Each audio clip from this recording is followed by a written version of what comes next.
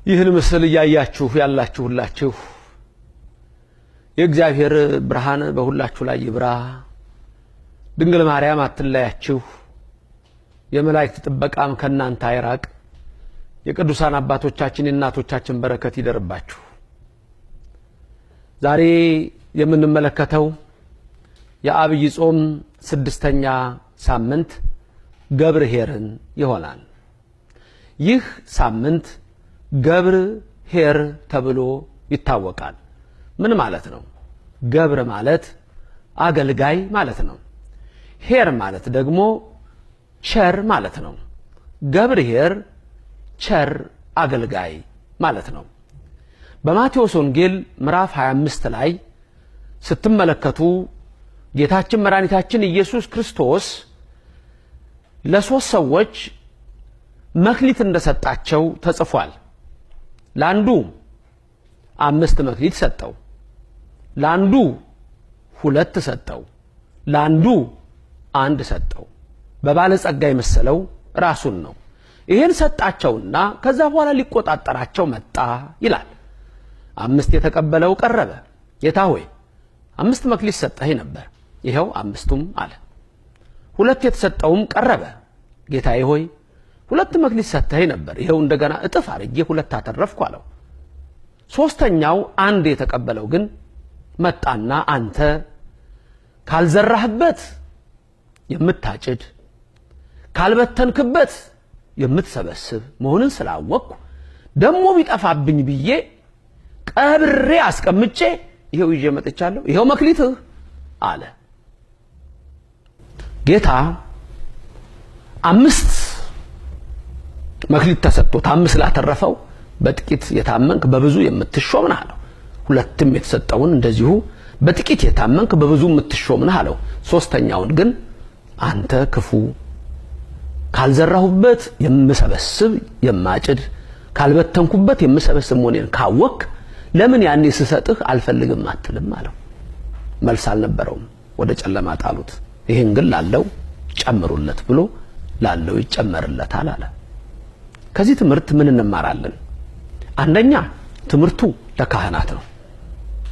ካህናት የቤተ ክርስቲያን አገልጋዮች ከሊቅ እስከ ደቂቅ ያሉ ካህናት ከትንሹ ከአናጉስጥነት እስከ ላይ ድረስ ያሉ ካህናት የተሰጣቸውን ጸጋ የተሰጣቸውን ክብር የተሰጣቸውን ክህነት እጥፍ እያረጉ ምእመናንን እንዲያበዙ የተሰጠ ጸጋና ክብር ነው።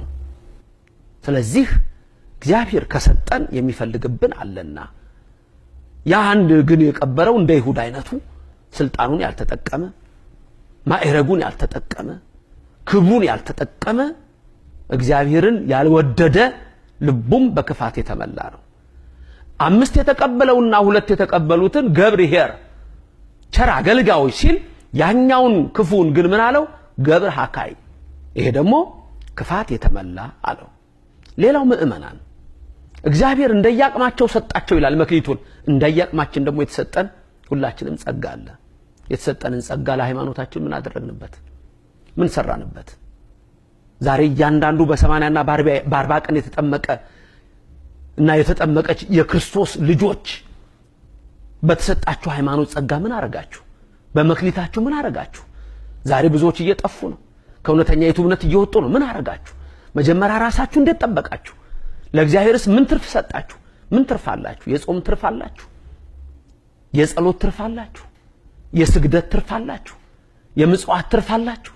እንዲያው እግዚአብሔር የሚፈልገው ይሄንን ነው። እግዚአብሔር የሚፈልገው ይሄንን ክብር ነው። ስለዚህ የተሰጠንን መክሊት ይዘን እግዚአብሔር ከኛ የሚፈልገውን እጥፍ በረከት ሰጠን በቀራኑ አደባባይ ተጠማሁ ባለ ሰዓት የምንሰጠው መጠጥ ያስፈልጋል። ያም የጽድቅ ሥራ ነው። እንደ አይሁድ ፈሪሳውያን ሐሞት አንሰጠውም። ምንድነው ትርፋችን? ምን አተረፍን? ለዓለም የሚሮጥ ትርፍ አለ። አው ብዙ ክብር በዚች ዓለም ላይ አለ። ሰው ገንዘብ ይሰበስባል። ያ ወርቅ ግን ከመቃብር አያድንም። ያ ገንዘብ ግን ከሞት አይሰውርም። ከሞት የሚሰውር ከመቃብር የሚያወጣ በቀኙ የሚያቆም ግን እግዚአብሔር የሰጠንን ክብር አውቀን በዛ ፍሬ ስናፈራ ነው። ስለዚህ መልካም አገልጋይ መልካም ልጄ ተብለን እንድንጠራ እግዚአብሔር የሰጠንን እንጠብቅ። ይህ 6ኛው ሳምንት ገብርኄር ተብሎ ይጠራል። አዎ አንተ ታማኝ አገልጋይ፣ አንቺ ታማኝ አገልጋይ ተብለን ዳግም ሲመጣ በቀኙ ለመቆም ያብቃል። የተሰጠንን ክብር 5ቱን መክሊት 5ቱን ኦሪት መጽሐፍ ሌላው 2 እንደተሰጠን ብሉይ ኪዳንና አዲስ ኪዳንን እነዚህን አምነን የቅዱሳንን በረከት አምነን በዚህ ጸጋ እንድንኖር እግዚአብሔር ይርዳል። እግዚአብሔር ይባርካችሁ፣ ፊቱን ያብራላችሁ። ሐሞትን ሳይሆን መልካም ፍሬን አፍርተን አምላካችን በቀኙ